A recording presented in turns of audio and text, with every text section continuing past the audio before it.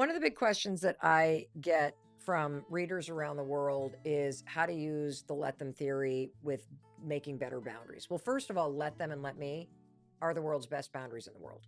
Because when you say let them, just let my family be who they are, just let them be who they're not, you're drawing a boundary between yourself and your family members.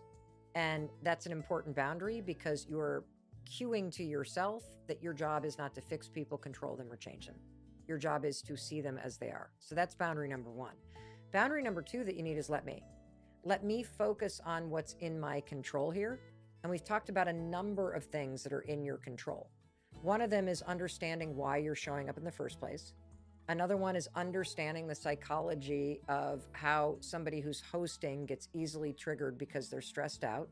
And so how you can just let me go with the flow, let me lower my expectations, and let me focus on why I'm here. Because if I'm just focused on showing up to be with family, it's easier to go with the flow. But another boundary and way that you can use let me is by recognizing two areas where you actually have complete control. One of them is time, and the other one is topics. And I love this because boundaries are not things that you signal to other people. Boundaries is a rule that you have for yourself.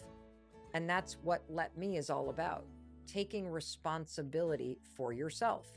So let me have rules around time because you're in control of how long you're going to stay.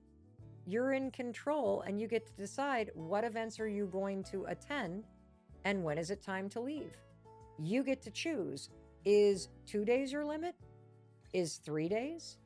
Is one night at your parents' house or your sister's house the limit? Do you stay in a hotel? Do you stay on site? That's the way that you can think about time. How is it? Let me determine how much time works for me. Second boundary on let me is topics. You get to choose what you will and won't talk about. Do you talk about work, money, dating, politics?